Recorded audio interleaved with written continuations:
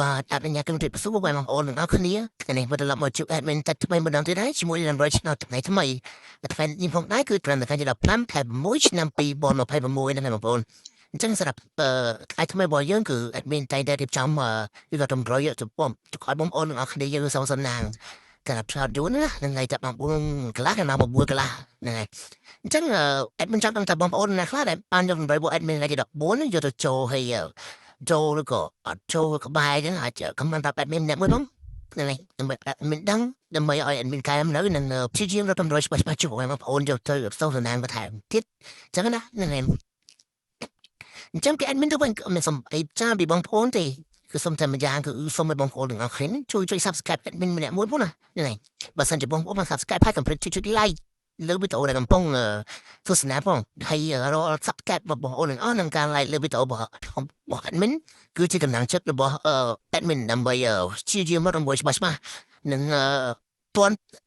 លឿនចូលបងប្អូនយកសងសំណាងសម្រាប់ថ្ងៃថ្មីរៀងរាល់ថ្ងៃចឹងណានឹងហើយនឹងពី admin ទៅវិញគឺមានតែប៉ុណ្្នឹងទេសម្រាប់ការ subscribe និងការ like គឺមានតែប៉ុណ្្នឹងអញ្ចឹងកុំឲ្យខាត់ពេកថាយើងចូលទៅកាន់ដើម្បីរបស់យើងតែម្ដងទៅសម្រាប់ថ្ងៃទី15ខែ6ឆ្នាំ2026ហ្នឹងហើយadmin សូមបញ្ជាក់ផងដែរថាតម្រូវរបស់ admin គឺ admin ដាក់តាមម៉ោង30នាទីដល់ម៉ោង6:30នាទី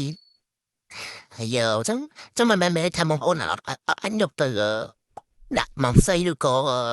លេងម៉ោងផ្សេងបានទេបងប្អូនបើសិនជាអត់មានម៉ោងអ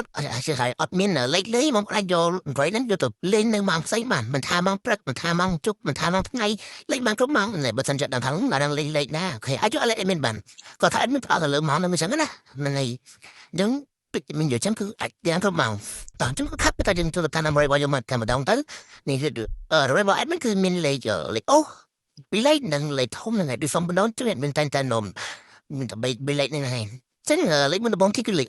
sorryនេះ admin សម្រាប់ចិត្តយកលេខហៅគាត់នឹងលេខ40គាត់បងប្អូនចឹងពីលេខនេះបងប្អូនយកសងសំឡាងបានតាម admin ចាស់ហើយសម្រាប់ពីលេខ admin ដាក់លេខ67 23និង19ណាបងប្អូនអាចយកទៅគុណបន្ថែមទៀតដើម្បីឲ្យភាគរយចូលកាន់តែច្រើនណាបងប្អូនអញ្ចឹងអាចគុណបានសម្រាប់ពីលេខហើយសម្រាប់តែចុងក្រោយ admin គឺលេខធំឬក៏3លេខហ្នឹងសម្រាប់ពីលេខ admin ដាក់លេខ306ឬក៏មួយទៀត158ហ្នឹងហើយចឹងបងប្អូនយកទៅគុណបានមានតែ3ខ្ទង់ហ្នឹងមានពីលេខមានលេខអូនិងលេខធំហ្នឹងអាចគុណបានហើយនឹងលេខអូអាចអូពីតាមហ្នឹងទៅហ្នឹង